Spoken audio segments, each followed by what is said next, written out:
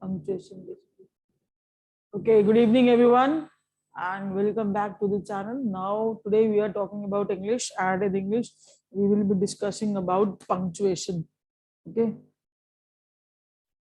punctuation means Hindi में जो बोलते हैं ना साइन होते हैं जो हमारे, जैसे पूर्ण विराम और विस्मय आदि बोधक, जैसे we have full stop, this is full stop, and we have question mark, this is question mark, right? Then we have exclamatory sign, right? Then we have comma also, we have semicolon, colon, then brackets, three types of brackets are there, these three brackets are there, and then this dash dash dash dash dash ये भी होता है ना? This is there, this is there, so many punctuation marks are there in one sentence. Basically इनका question कैसे आता है? Let me tell you this thing. What will be there, आपको they will give you one paragraph or like 3 or 4 lines, maybe 2 lines, चलो they will give you 3 lines for example, ठीक है? And then after that they will ask कि whether there is any error in punctuation. Okay, if yes, then tell in which line, or else correct option is no improvement. ठीक है? 4 options will be given, A B C D. इनमें से कोई lines दे रखी होंगी और एक option में दे रखा होगा नो इम्प्रूवमेंट. ठीक है, ऐसे क्वेश्चन आते हैं कि पूरा सही है, कोई गलत नहीं है. So this type of questions come for punctuation. Okay, so one by one we will be talking about every sign that is important for us. But before starting, I want to tell you that why we need punctuation in sentences. ठीक है, why it is important to have punctuations. अगर comma नहीं लगाओगे ना boss, तो कभी कभार क्या होता है, स्टेटमेंट का मतलब ही बदल जाता है. ठीक है, so we have to put proper commas and full stop. You must have experienced, आप सबने अपने लाइफ में जरूर एक्सपीरियंस किया होगा. आप व्हाट्सएप पे चैटिंग करते हो. What I personally feel that WhatsApp is a like it is kind of a weapon we can use in a war, because WhatsApp पे आप जो लिखते हो ना, जो आप बोलना चाहते हो, the other person, it is up to that person कि वो उस चीज को कैसे लेगा. ठीक है, बहुतों की लड़ाइयाँ हुई होंगी WhatsApp पे कि तूने ऐसे लिखा था. वो उसको आजकल तो वो भी आता है, उसको सेलेक्ट कर लेते हो and we say that thank you so much, thanks a lot Rohit. Then we say कि वो मैसेज को भी सेलेक्ट कर लेते हैं. हम बोलते हैं कि देख तूने ऐसे लिखा था, फिर बोलते हैं मेरा वो मतलब नहीं था, है ना? So that place we need punctuation. अगर हमें पंक्चुएशन पता होगा, so we can mean actually what a person wants to say. तो बेसिकली पंक्चुएशन का मतलब होता है, ये सिंबल्स होते हैं, they are the symbols. Okay, punctuation marks are the symbols that describes, they are the symbols that describes the feelings and emotions, the feelings and emotions. ठीक है, वो होते हैं हमारे punctuation marks, the symbols that describes about the feelings and the emotions of a person, that what he is or she is trying to say. ठीक है, so वहां पे हम लगाते हैं अपने punctuation mark. सबसे पहला फर्स्ट क्वेश्चन ऐसे भी आता है, we get one question also that they will give, they will ask which exact question can be which punctuation symbol it is. मतलब क्वेश्चन थोड़ा अच्छी इंग्लिश में लिखा है, which punctuation symbol it is. then आपको नीचे ऑप्शन दे रखोगे, option A, no, question will be which punctuation symbol is known as period, right? Period. अब आपको तो पता ही नहीं period क्या होता है ना? So this type of a question will come, और आपको options, you will be having some options. जैसे इसमें full stop दे दिया, comma दे दिया, question mark दे दिया और exclamatory sign दे दिया, and you don't know what is period. अब period किसको बोलते हैं? ठीक है, तो what actually इसका correct answer तो ये है, full stop को हम period बोलते हैं. ठीक है, I will be telling you, don't worry, but मैं आपको बता रही हूँ punctuation में से we get 2 types of question. Number 1, आपको statement दिया होगा, उसमें से आपको correct punctuation लगाना है. Number 2, आपको पंक्चुएशन का नेम पूछा जाएगा कि कौन सा इसका नाम है या फिर इसका सिंबल कौन सा है. Okay, so these two types of questions are asked. चलो, now let's start one by one, we will cover up. जैसे कि मैंने आपको भी फर्स्ट वाला ही बताया, first one we will be taking it as period. ठीक है, पीरियड भी बोलते हैं इसको और इसको फुल स्टॉप भी बोलते हैं. ठीक है, फुल स्टॉप भी बोलते हैं इसको, ये आपको पता ही है. फुल स्टॉप तो आपको पता है, बट पीरियड आपको कुछ नया पता लगा है आज. इसका सिंबल होता है, हम हर एक का पहले सिंबल बनाएंगे. ठीक है, इसका सिंबल होता है अ मेयर डॉट.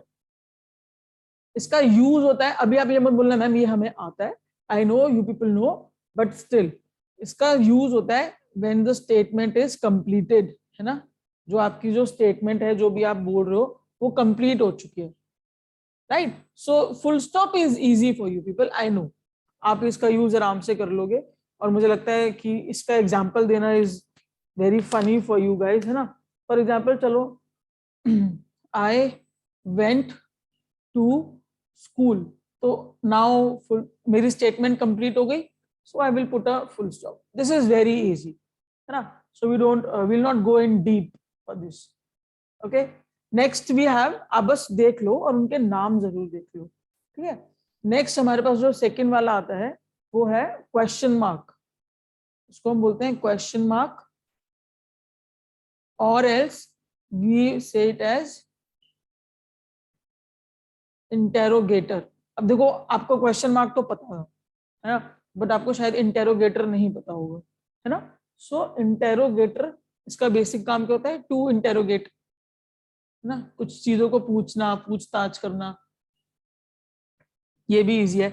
इसका साइन होता है ये, ऐसे क्वेश्चन करके. This also you people know, this is very easy. ठीक है, इसका एक एग्जाम्पल कर लेते हैं. फॉर मेयर नोट्स, सिर्फ नोट्स के लिए we are doing example for this. Why are you angry. तो बस ये आ गया लास्ट में. ठीक है, this is example for this.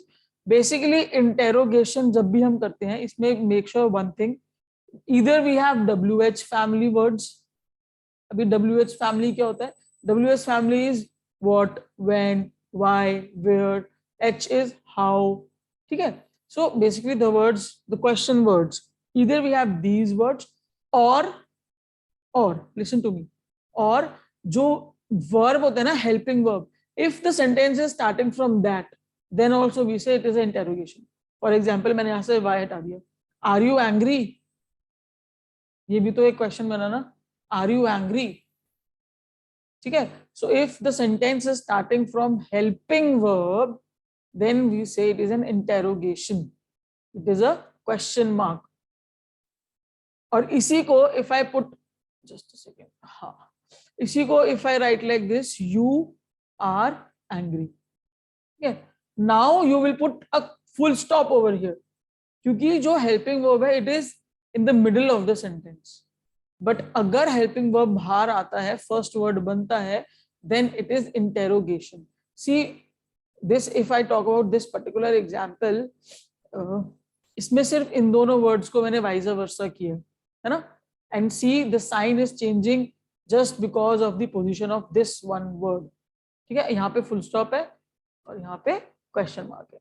So I hope आपको हेल्पिंग वर्ब का क्वेश्चन मार्क वाला स्टेटमेंट समझ आ गया कि हेल्पिंग वर्ब में भी क्वेश्चन मार्क आता है. WH फैमिली तो होता ही है, वो तो आपको पता ही है. इन हिंदी उसको बोलते हैं क्या, कब, कैसे, कौन, जो ये वाले वर्ड्स होते हैं ना. चलो नेक्स्ट आगे चलते हैं, थर्ड पार्ट.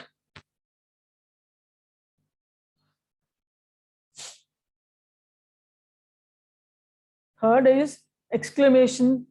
आप इसको बोलते थे exclamatory sign. Maybe some of you must be knowing this, some of you, exclamatory sign.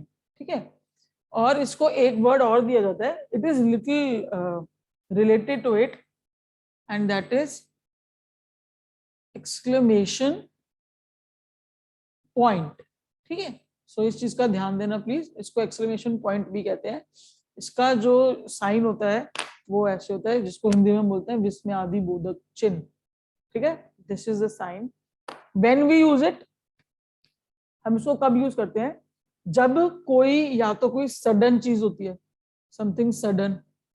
ठीक है, या फिर कोई आप किसी चीज पे एम्फोसिस डाल रहे हो, एम्फोसिस का मतलब होता है when you are putting some pressure some force on something, आप उसको ज्यादा एक्सप्लेन मतलब ज्यादा उसको बताना चाह रहे हो, ठीक है। जॉयफुलनेस, कभी हैप्पी हो, ठीक है, जॉयफुलनेस है या फिर सैडनेस है, मतलब बेसिकली इमोशंस होते हैं जब आपके, ठीक है, तब आप इनको इसमें एक्सक्लेमेटरी साइन यूज करते हो। फॉर एग्जाम्पल आपने बोला हुर्रे, ये हुर्रे वर्ड से ही पता लग जाता है वैसे तो, हुर्रे हो गया, अरे दिस वर्ड, ठीक है, देन ओह दिस वर्ड, ब्ला, ठीक है, दिस वर्ड, इन सभी वर्ड्स के साथ क्या आता है, एक्सक्लेमेटरी साइन आता है, ठीक है। When you are showcasing, when you are putting some emphasis और समथिंग सडन इज हैपनिंग, ठीक है, तो that is exclamatory sign and उसको हम एक्सक्लेमेशन पॉइंट भी बोलते हैं। ओके, एग्जांपल्स हम इसके बाद में करेंगे। अब ये तो था इजी वाला पार्ट जिसमें मैंने आपको फुल स्टॉप बताया, क्वेश्चन मार्क बताया और एक्सक्लेमेटरी साइन बताया, ठीक है। अब हम थोड़ा सा अंदर चलते हैं इसकी गहराई में, जहां पे से नंबर मिलते हैं हमको। क्वेश्चन मार्क और एक्सक्लेमेटरी साइन का क्वेश्चन लास्ट ईयर शायद एक्सक्लेमेटरी साइन का क्वेश्चन आया था, तो इजी हो गया था वो, ठीक है, लकी दे आर। बट देखते हैं इस बार क्या होता है। लेकिन अब जो इंपॉर्टेंट चीज है जो ज्यादातर मतलब आ सकती है पेपर में, जो है कॉमा, इसका यूज हम ऐसे ही कर लेते हैं। सबसे पहली बात, इसका नाम कॉमा ही होता है, ठीक है, इसका नाम कॉमा ही होता है। इसका साइन होता है, the sign is like this, ठीक है, आप सबको पता है। नाउ अब इसके यूज के बारे में बात करते हैं, ठीक है। सबसे पहला, first use, when we are separating something, separation of, basically आप कह सकते हो आइडियाज, ठीक है। अभी मैं आपको बताती हूँ इसका एग्जाम्पल कैसे होगा। सेपरेशन ऑफ आइडियाज कह लो, या फिर थॉट्स कह लो, या फिर एलिमेंट्स कह लो, ठीक है, when we are doing separation, ठीक है। उसके बाद इसका एक यूज आता है, कॉमा का यूज आता है when you are putting some numbers, some dates और some salutations, like when you are using use of numbers, waiting room enable नहीं है, वेटिंग नंबर्स और डेट्स, ठीक है। So that time we use this comma. मैं आपको सबके example बताऊंगी अभी, first you make your notes, ठीक है। देन उसके बाद आता है when you are when you are using more than two things, ठीक है, when you want to use more than two things,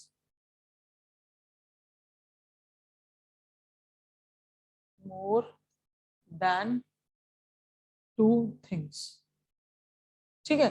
अब इसके एग्जांपल्स करते हैं। सबसे पहली बात, एक क्वेश्चन, जैसे एक एग्जांपल है, हम इसका एक एग्जांपल लेते हैं,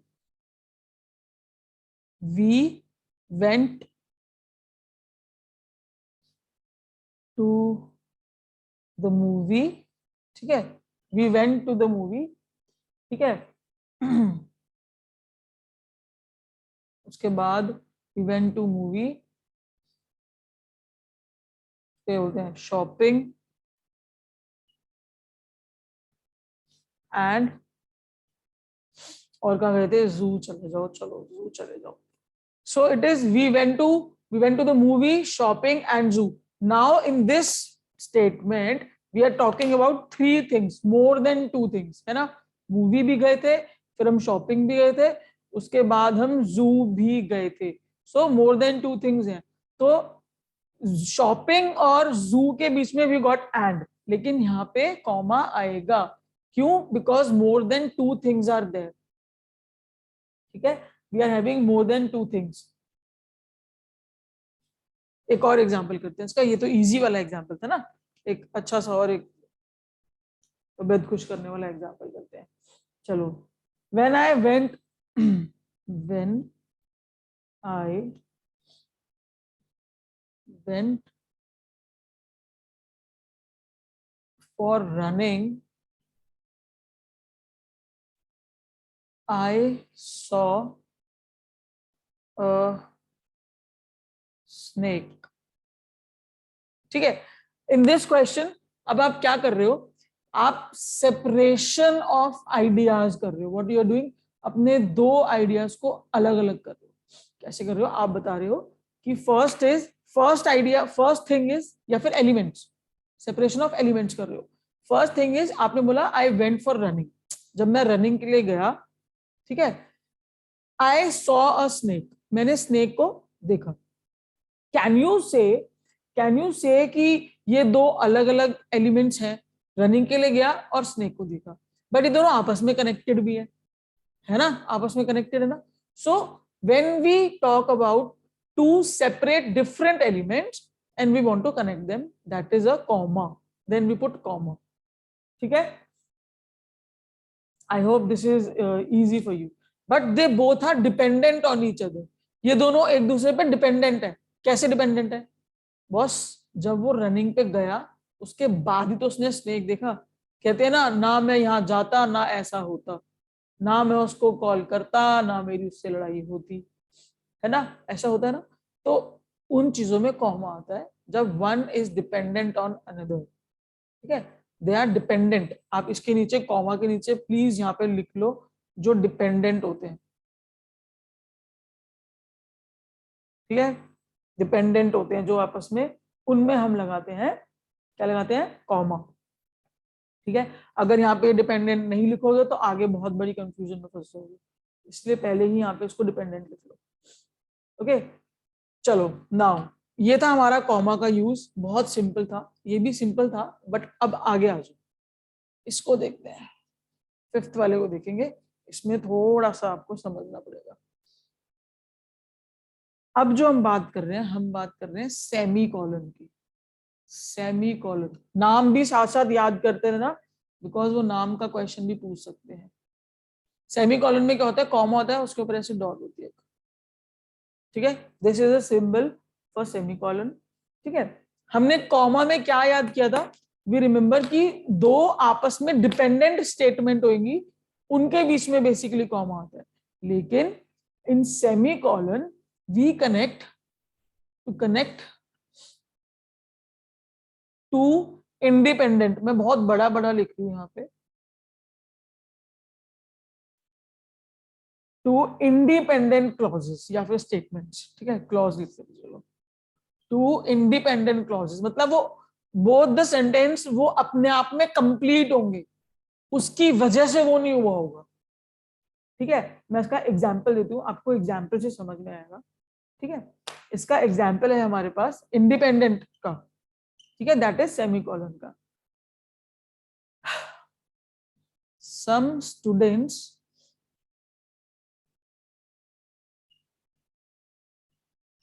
राइट विद पेन। ठीक है, some student write with pen, other write with pencil. Okay, so इसमें अब आप बोलोगे ma'am some students write with pen, comma भी तो आ सकता है, क्योंकि इसमें ये डिपेंडेंट हो सकता है।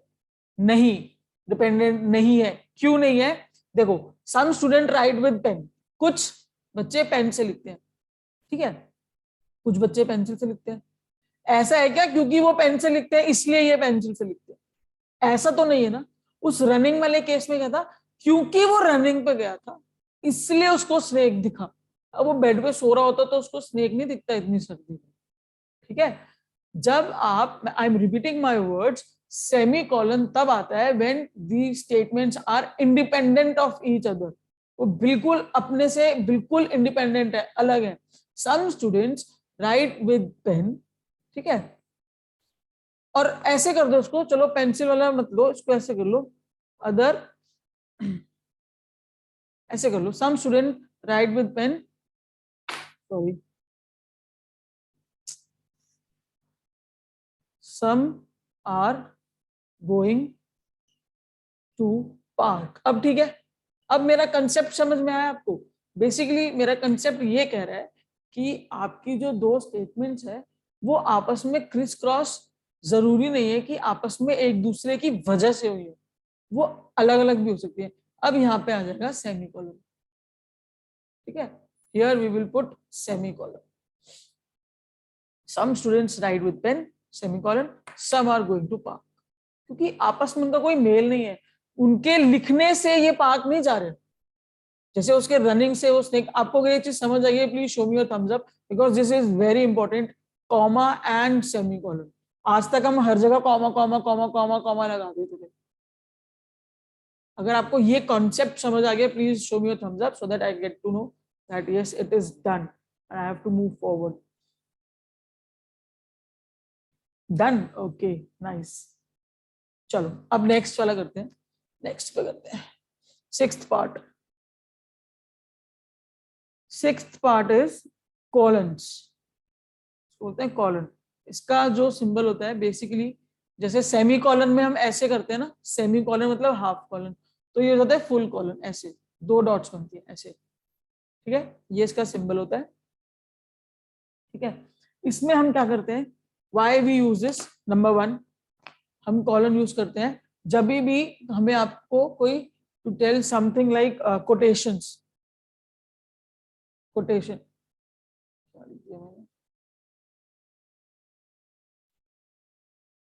ठीक है, कोटेशंस, ठीक है, व्हेन यू वांट टू से सम कोटेशन। कोटेशन क्या होती है, जैसे किसी महान व्यक्ति ने, जैसे हरिवंश राय बच्चन जी ने कोई स्टेटमेंट दी है, तो वो उसको आप उसमें डालोगे। जैसे कोटेशन हो गई टिट फॉर टैट, सबको पता है ना, तो आप उसको कोटेशन के लिए इसको कॉलन यूज करोगे।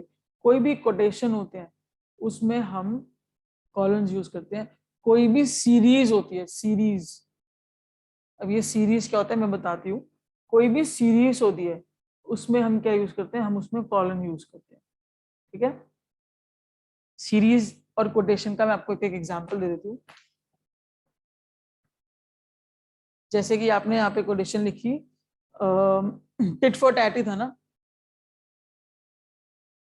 It is a very popular statement, उसके बाद कॉलन, ऐसे आ जाएगा कॉलन, टिट फॉर टैट, क्योंकि एक अपने आप में एक ये कोटेशन है।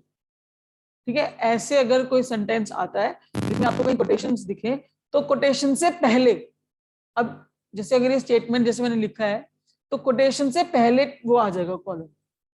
ठीक है, जैसे मैंने यहां लगा के वो नीचे लिख दिया, बट ये टिट फॉर टैट यहाँ आएगा। ठीक है, तो कोटेशन से पहले you will get the columns, right. Now next, next इसके नीचे लिख लेते हैं, हाँ इसके नीचे लिखते हैं। सीरीज का एक एग्जांपल ले लेते हैं, इसको रब कर दूंगा। सीरीज का एक एग्जांपल ले रहे हैं। आप मेरे से 4 सब्जेक्ट्स पढ़ रहे हो ना, इंग्लिश, हिंदी, मैथ्स और रीजनिंग, है ना। चलो तो एग्जांपल लेते हैं। I am planning to teach 4 subjects. ठीक है, I am planning to teach 4 subjects.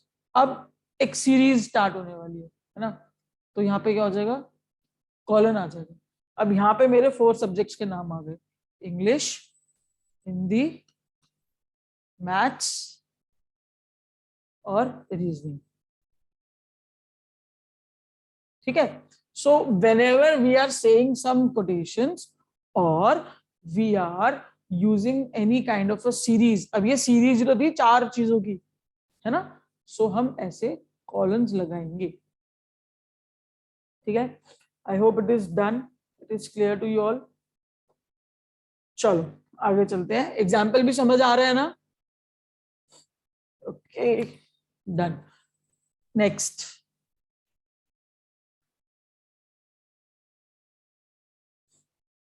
Sometimes क्या होता है कि हमें ना ब्रैकेट्स दिए होते हैं। ठीक है, let me tell you one thing, bracket वैसे 3 तरीके, चलो मैं ये आपको बाद में बताऊंगी, ब्रैकेट वाला बाद में बताऊंगी, आप कंफ्यूज हो गए वरना। ठीक है, एक हमारा नेक्स्ट है, हम बात करेंगे अब 7th पॉइंट की, वो है हमारा डैश, उसको हम बोलते हैं डैश।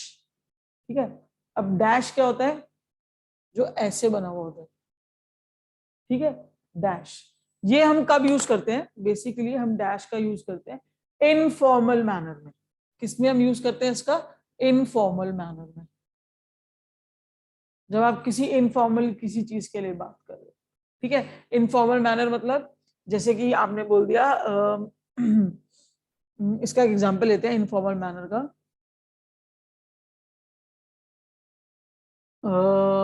मुझे साइंस का एक एग्जांपल बताओ, साइंस से रिलेटेड, बॉल का, चलो बॉल वाला।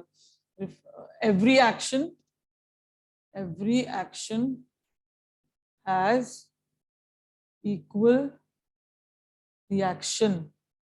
ठीक है, अब आप इसको एक्सप्लेन कर रहे हो, every action has equal and opposite reaction, वो ठीक है, उस चीज पे मत जाना भी कि क्या लिख दिया। अब आप इस चीज को इनफॉर्मली एक्सप्लेन करना चाह रहे हो किसी को, ठीक है, अब आप लगा दोगे यहाँ डैश और आप इसको एक्सप्लेन करोगे। इट मीन्स दैट, जैसे पेपर में नहीं करते थे, एग्जाम्स में क्या करते थे, एक हेडिंग लिख देते थे, मतलब एक पॉइंट लिखते थे, उसके आगे डैश लगा के उस पॉइंट को इलेबोरेट करते थे, ठीक है, फिर एक पॉइंट लिखते थे, उस पॉइंट को डैश लगा देते थे और इलेबोरेट करते थे। सो इसको हम बोलते हैं इनफॉर्मल मैनर, जहां पर आप कुछ लिखकर उसको इलेबोरेट करते हो बाद में, ठीक है, दैट इज वी से इट एज इनफॉर्मल मैनर। वहां पे हमारा आता है डैश। जैसे कि मैंने आपको बोला, चलो मैं एक आपको स्टेटमेंट ऐसे दे देती हूँ इस एग्जांपल से बेटर, कि I will be teaching you paper 1 and in maths I will teach you, अब इधर आ जाओ, नंबर सीरीज, ठीक है, प्रॉफिट एंड लॉस, ठीक है, डिस्काउंट, SI CI, समझ लो, मैंने मैथ्स को एक्सप्लेन कर दिया। फिर मैंने यहाँ पे हिंदी को एक्सप्लेन कर दिया, हिंदी को मैंने एक्सप्लेन कर दिया, आई विल टीच यू काल, ठीक है, क्रिया, लाइक सो ऑन। फिर मैंने आपको यहाँ इंग्लिश को एक्सप्लेन कर दिया। So when you do something informally, आप किसी चीज को इलेबोरेट करते हो informally, that time we say that we use dash. ठीक है, I hope it is clear to you people. एक चीज और यूज करते हैं डैश में, जब हम कोई रेंज बताते हैं, किसी चीज की रेंज, ठीक है, रेंज में भी डैश यूज होता है, उसको हम बोलते हैं, फॉर एग्जाम्पल जैसे आपने बोला कि ये फर्स्ट वर्ल्ड वॉर कब होता, 1939 से 45 ना, शायद 1914 से 1918, आई एम सो सॉरी, हाँ ये था फर्स्ट वर्ल्ड वॉर, ठीक है। तो ये क्या है, ये रेंज बता रहे ना उसको, 14 से 18 तक, है ना, तो उसमें we use dash when we are talking about some range, right. For example maybe I am blessed अगर ये सच हो जाए, COVID-19 was from 2019 till 2022, ठीक है, अब इसके बाद नहीं होगा, maybe it is correct, I don't know, I got twice, so I am not liking this at all. तो this is dash when you tell something about range. Okay, I hope it is also clear now कि dash हम कब use करते हैं, ठीक है। Next, अब confuse नहीं होना है, बिल्कुल भी कंफ्यूज नहीं होना है। डैश हम यूज करते हैं इनफॉर्मल चीज में, जब हम किसी चीज को इलेबोरेट करते हैं। दूसरा हम उसको यूज करते हैं रेंज में। लेकिन एक और होता है, एक और होता है, 8th पॉइंट रखते हैं उसको हम, उसका ना नाम होता है हाइफन। अब वो देखने में ना बिल्कुल बिल्कुल सिमिलर होता है डैश जैसा, बट उसका जो डिफरेंस है क्या है, वो थोड़ा छोटा सा होता है, बस उसका यही डिफरेंस है। It is little short, little smaller in size, we can say tiny होता है, थोड़ा सा छोटा होता है, ठीक है। व्हेन वी यूज दिस, हम हाइफन कब यूज करते हैं, हाइफन हम यूज करते हैं जब हम when we connect two words, ठीक है, when we are connecting two words, ठीक है। अब इसका एक एग्जांपल बताऊं, आपको समझ में आ जाएगा, आई प्रॉमिस आपको इसका समझ में आ जाएगा। इसका एक एग्जांपल है, सन इन लॉ, आया समझ। तो ये है ना, ये वाला, ये ना डैश नहीं है, ये हाइफन है, क्योंकि आप इन दो वर्ड्स को कनेक्ट कर रहे हो, सन और इन लॉ को आपने कनेक्ट कर दिया, ठीक है। So that is hyphen. Statement में आपको ये दे रखा है और आप उसको डैश मत लगा के आना, क्योंकि आपको पता लग रहा है इसमें आप you are connecting two words and making it one. Son एक वर्ड है अपने आप में, लॉ एक अपने आप में वर्ड है, अब आप उसको सन इन लॉ एक अपना सेल्फ एक वर्ड बना रहे हो, ठीक है। फॉर एग्जाम्पल इसका एक और एग्जाम्पल करते हैं, आपको क्लियर हो जाएगा। इसका एग्जाम्पल इको फ्रेंडली, अब आपको समझ में आ जाएगा। फ्रेंडली अपने आप में एक वर्ड है, इको अपने आप में एक वर्ड है और आपने बीच में इन दोनों को कंबाइन कर दिया, जोड़ दिया, ठीक है, तो ये क्या बन गया, दिस इज हाइफन। एक I don't mind, I am so sorry if I go wrong, but मैं आपको सिर्फ पढ़ाने के लिए बोलना चाह रही हूँ। एक फेस्टिवल होता है मुस्लिम्स का, ईद, और वो बीच में ऐसे डैश करके उल करते हैं, ऐसे ऐसे करते हैं, और फिर एक आगे बहुत मतलब काफी टाइप की ईद होती है, ईद उल फितर भी होता है, ऐसे काफी सारी होती है। तो जो ये वाला डैश है ना, तो ये वो हाइफन होता है। लिखना आपने ये, no, no coordination, no coordination means, अच्छा कोऑर्डिनेशन, ओके, या एब्सोल्युटली करेक्ट, कोऑर्डिनेशन, हाँ हाँ हाँ, you are correct, I am lost. Coordination, ठीक है, वो भी एक है, उसका एग्जांपल हो सकता है, कोऑपरेशन भी हो सकता है उसका example, okay.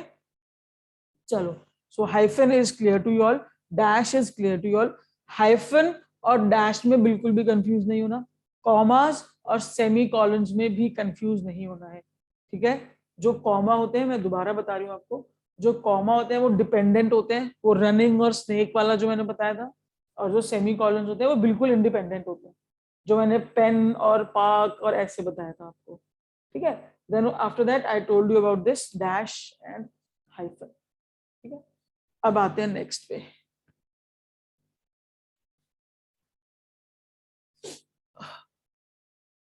Ninth point. Ninth वाला जो हमारा है, कोटेशन मार्क, इसको बोलते हैं कोटेशन मार्क, ठीक है। इसका जो सिंबल होता है, ऐसे दो कॉमास यहाँ पे होते हैं, दो कॉमास ऐसे होते हैं, ठीक है, this is a symbol, quotation marks बोलते हैं उसको, ठीक है। हम इसको डबल इन्वर्टेड कॉमर्स बोलते थे ना पहले, लेकिन अगर पेपर में आ गया कोटेशन मार्क तो क्या करोगे, तो इसलिए अब आपको समझ में आ गया ना कि इसका नेम, एक्चुअल नेम होता है कोटेशन मार्क, तो next time you will not do any mistake in this, right. चलो नेक्स्ट आगे चलते हैं, अब इसका यूज देखते हैं कि हम कोटेशन मार्क्स को हम कहाँ यूज कर सकते हैं। बेसिकली कोटेशन मार्क्स को हम यूज करते हैं जब कोई किसी ने कुछ कहा होता है, समवन सेड, किसी की सेइंग, ठीक है, सेइंग स्टेटमेंट, जो कुछ कह रहा होता है, जैसे राम, हमने वो करे थे ना, किसमें किए थे हमने ये, कौन बताएगा मुझे, जल्दी बताओ, ओपन अप योर ब्रेन, ये हमने कहाँ से करे थे, और एक अभी हमने कुछ पढ़ा था इंग्लिश में, एंड वी यूज देम, जल्दी से बताओ, इतनी देर थोड़ी लगती है। हाँ जी, सपना अनम्यूट।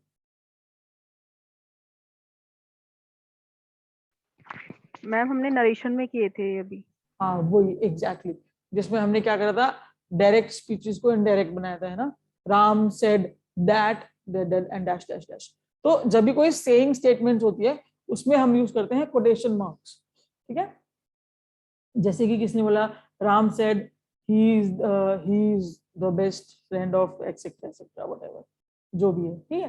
तो ऐसे स्टेटमेंट्स, जो चीजें हमारी स्टेटमेंट्स किसी के द्वारा कही गई होती है, वहां पे हम यूज करते हैं कोटेशन मार्क, ये आपको क्लियर है, ठीक है। नेक्स्ट एक चीज और मुझे आपको बतानी थी, कोटेशन मार्क में याद रखना, जैसे मैंने एक एग्जांपल कर लेते हैं, आपको सही लगेगा, इसका एक एग्जांपल करते हैं। राम सेड, ठीक है, अब जो भी उसने बोला है वो यहाँ पे आ जाएगा, he is Karma of earth, ठीक है, अब ये बोल दिया। अब आप पहले कोटेशन एंड करोगे और बाद में फुल स्टॉप लगाओगे, लाइक आप ऐसे एंड करके बाद में फुल स्टॉप लगाओगे, या अंदर फुल स्टॉप लगा के कोटेशन बाद में एंड करोगे। This is also important to know कि फुल स्टॉप अंदर आएगा कोटेशन के कि बाहर आएगा। तो let me tell you boss, वो अंदर आएगा, ठीक है, अंदर आएगा, पहले आएगा ऐसे आएगा, ये वाला करेक्ट है, ठीक है, clear, he is Karma of earth, बात खत्म हो गई, अब ये आएगा कोटेशन एंड, ठीक है, कोटेशन मार्क का एंड वाला। इस चीज को ध्यान में रखना, पेपर में ऐसे दे सकते हैं, ये भी, ये वाला भी एग्जाम आपका ऑप्शन दे दिया, ये ऑप्शन ए दे दिया और ये ऑप्शन बी दे दिया कि राम सेड, सब कुछ एज इट इज सेम है, सेम है, बस अर्थ के बाद व्हाट दे डिड, उन्होंने ऐसे कर दिया।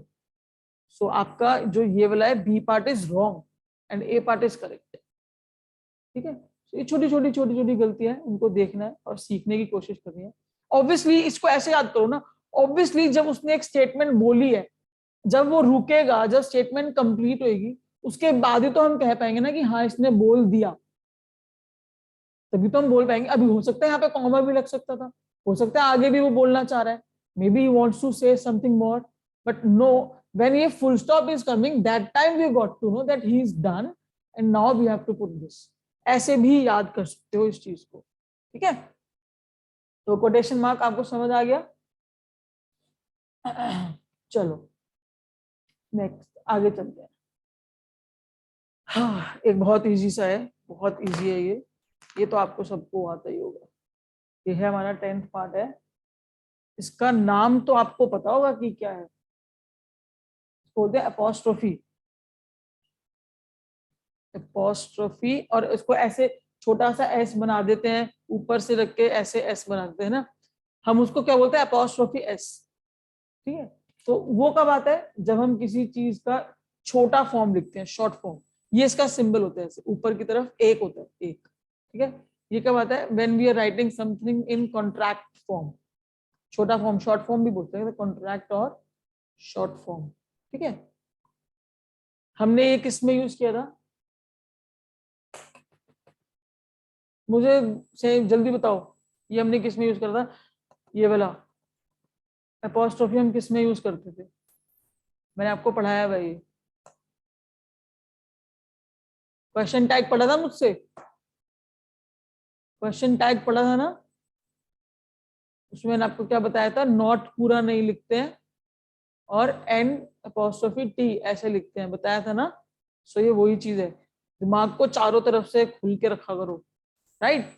सो इसमें आते हैं आपके वर्ड्स, जैसे आप बोलते हो यू आर, इसको आपने बना दिया यू और आर ऐसे कर दिया। ठीक है, और एक और वर्ड बोल सकते हो, जैसे इट इज, इट इज, इसको आपने क्या कर दिया, इट्स, है ना। सो बेसिकली जब आप किसी चीज को उसके कॉन्ट्रैक्ट या फिर शॉर्ट फॉर्म में लिखते हो, that time we say that कि हाँ ये अपोस्ट्रोफी लगेगा। एक जगह और लगता है अपोस्ट्रोफी, जब आप किसी चीज का पोजेशन दिखाते हो, पोजेशन। फॉर एग्जाम्पल, पोजेशन का एग्जाम्पल है इसका, जैसे कि जैसे कि राम्स एरो। ठीक है, तो ये जो ये है ना, ये एपोस्ट्रोफी और ऐसा है, इसने आपको ये बता दिया कि ये जो एरो है ये राम का है। ठीक है, जैसे आप बोलोगे कृष्णाज चक्र को क्या बोलते हैं इंग्लिश में, चलो बो बना दो इसको, छोड़ो बो। तो अब क्या है, ये जो ये एपोस्ट्रोफी ऐसा है, इसने आपको बता दिया जो बो है वो कृष्ण की है। ठीक है, तो जब आप किसी का पोजेशन, किसी का उस पर हक बताते हो, तब आप क्या यूज करते हो, you use apostrophe. So apostrophe is used at two places. First, जब आप किसी चीज की कॉन्ट्रैक्चुअल फॉर्म लिखते हो, जैसे कि इट्स हो गया एक एग्जांपल, और सेकंड इज पोजेशन, कि ये चीज उसकी है। ठीक है, so that time we put apostrophe. अभी बहुत इजी चल रहा है, पर इन चीजों को समझते रहो और आगे आगे चलते रहो। ठीक है, चलो नेक्स्ट, नेक्स्ट हम करते हैं। ये जो ब्रैकेट्स है ना, मैंने रोके थे अभी, इन ब्रैकेट्स का एज सच यूज नहीं है, बट इनका क्वेश्चन आ जाता है कौन सा बड़ा है और कौन सा छोटा है। जो ये ब्रैकेट्स होते हैं इनके नेम आ सकते हैं बेसिकली, तो हम इनका नेम अपने अपने सेफ्टी के लिए कर लेते हैं इनके नेम। ठीक है, एक हमारा ब्रैकेट होता है जो सबसे छोटा वाला ब्रैकेट होता है, मैं आपको सीरियल वाइज कराऊंगी। ठीक है, जो हमारा सबसे छोटा वाला ब्रैकेट होता है उसका नाम होता है पैरेंथेसिस। ठीक है, फिर एक हमारा ब्रैकेट होता है उसका नाम होता है ब्रेसेस। ठीक है, then we have one more bracket, उसको चलो फाइनली हम ब्रैकेट ही बोलते हैं, ब्रैकेट। इनके नेम्स आ जाते हैं। ठीक है, और कौन सा छोटा है कौन सा बड़ा है ऐसे आ सकता है, I am not sure about it. Parenthesis होता है ये वाला जो हम सबसे ज्यादा यूज करते हैं और इसी को ब्रैकेट बोल देते हैं, इसको बोलते हैं पैरेंथेसिस। सबसे छोटा ये होता है, ठीक है। उसके बाद आती है ब्रेसेस। ब्रेसेस होता है ये वाला, ठीक है, this is known as braces. इसको मैंने पता है कैसे याद किया था, हाउ आई डिड। वो some people used to have braces in their teeth, no, उनके दांत ऐसे ऐसे ऐसे ऐसे होते हैं, and they go to dentist and they have the braces over there. तो ये साइन भी थोड़ा सा ऐसा ऐसा सही सही कर्वी कर्वी कर्वी सा साइन है। So I remember it like that. So now it is your call that how you want to remember it, ठीक है। So this is something like braces. Braces दांतों के बीच में जो फंस जाता है, okay. And then bracket, the bigger bracket, ये एक्चुअल ब्रैकेट होता है ये वाला, दिस इज द ब्रैकेट, ठीक है। सो आप इनके नेम्स याद कर सकते हो, आ सकते हैं पैरेंथेसिस। और ये देखो सबसे ज्यादा हम इसी को यूज करते हैं, इसी का नाम नहीं पता था, इसका नाम एक्चुअल में होता है पैरेंथेसिस, इसको हम बोलते हैं braces, and this is known age bracket, okay. और एक चीज और, इसका भी नाम याद कर लेते हैं हम। एक चीज और होती है जो थोड़ा मैं आपको बताता हूँ, आप बताओ मुझे अगर किसको पता है। ऐसे ऐसे ऐसे ऐसे हम we put this dash dash line line line line, continue continue, इसको हम क्या बोलते हैं? इसको हम बोलते हैं एलिप्सिस, ठीक है। इनके बस नेम्स आ सकते हैं पेपर में, सच इनका यूज तो खैर क्या ही आएगा, इनके नेम्स आ सकते हैं। This is known as ellipsis, this is bracket, this is braces, and this is parenthesis, right. इसका स्क्रीनशॉट ले लो, इसको लिख लो, नोट डाउन कर लो, ठीक है। सो अभी आज हमने 14 पंक्चुएशन मार्क्स करे, जिसमें कि आपको कॉमा, सेमीकोलन, डैश और हाइफन, इनका बहुत ध्यान रखना है। ऑल्दो पेपर में लास्ट ईयर एक्सप्लेनेटरी आया था, मैंने आपको बता दिया, वो इजी है, बट कोई बात नहीं, आप इन चारों का ज्यादा ध्यान रखोगे, ठीक है। I repeat, comma, semicolon and dash और हाइफन, इनका आप ध्यान रखोगे। एक लास्ट चीज जिसको पेपर में यूज नहीं करना है, you don't have to use it in the paper, but just for your knowledge I want to tell you, just for your knowledge, ठीक है ना। लेकिन पेपर में उसको अप्लाई मत करना प्लीज, पेपर में अप्लाई नहीं करना है, मैं दोबारा बोल रही हूँ। एक ना टर्म होती है ऑक्सफोर्ड कॉमा, ठीक है। ऑक्सफोर्ड कॉमा बेसिकली क्या है, ये इंग्लिश जो कॉमा होता है ना, बेसिकली कॉमा होता है ना, उसके लिए एक एक्सेप्शनल केस है। इन दिस व्हाट हैपेंस कि आपने जैसे कोई स्टेटमेंट बोली, जैसे मैंने एक लाइन ली है, दैट आई टीच इंग्लिश, ठीक है, कॉमा हिंदी, कॉमा मैथ्स, ठीक है, एंड लाइन नीचे चलेगी, चलो, एंड रीजनिंग, ठीक है। अब आगे यहाँ पे है ना, जो भी है रीजनिंग। तो अब ऑक्सफोर्ड कॉमा क्या कहता है, व्हाट दे सेज, वो कहते हैं कि जो ये एंड लगाया है ना आपने, ये आपने एंड लिखा है यहाँ पे, इस एंड, मैं थोड़ा इसको दोबारा लिखती हूँ, एक सेकंड, आपको समझ नहीं आएगा, एक सेकंड, बस एक सेकंड। जैसे मैंने बोला आई टीच इंग्लिश, ठीक है, comma Hindi, comma maths and reasoning, ठीक है, ये बोला मैंने आपको, राइट। ऑक्सफोर्ड कॉमा क्या होता है, वो क्या बोलते हैं कि जो एंड है ना, उसके पहले भी यहाँ पे कॉमा आएगा, ठीक है। मैं आपको पहले बोल रही हूँ, एग्जाम के लिए नहीं है ये, आपकी नॉलेज के लिए बता रही हूँ ये चीज, कि ऐसा भी चल रहा है, जो आगे आइल्स करना चाहता है या मतलब जो भी है, उनके लिए बता रही हूँ ये, कि I teach English Hindi maths है। वो कहते हैं कि बिफोर एंड अगर आपको कहीं पे कॉमा दिख रहा है ना, सो दैट मीन्स उसका नाम है ऑक्सफोर्ड कॉमा। बस ये मुझे आपको एक एक्स्ट्रा चीज थोड़ी सी बताने की, कि एक जनरल नॉलेज ऐसी जीके समझ लो इसको, ठीक है। तो done with the punctuation. Punctuation में इतना ही था, आपको ये 14 पंक्चुएशन मार्क्स याद करने हैं, उनके नेम्स याद करने हैं, ठीक है। पैरेंथेसिस पेपर में आ जाएगा, ये मत सोचना कोई साइंटिफिक टर्म है, ये कौन सी मिसाइल का नाम है, वो एक जो छोटा वाला ब्रैकेट होता है उसका नाम है, ठीक है।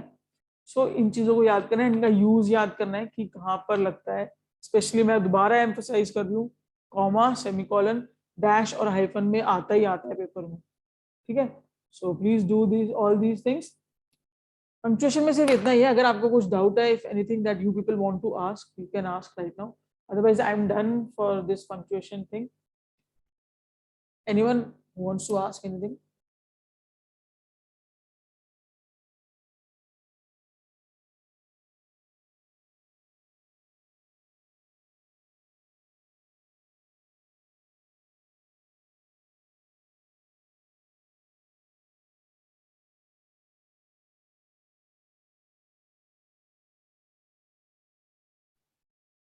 So this was all about the punctuation, and if you liked it, you can like our video, you can subscribe our channel, that is Get Fit Set Fit, and you can share the videos as much as you can.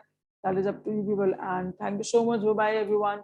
Take care. God bless you all. And yes, make sure that you do smart work rather than going for the hard work. Bye bye. Take care.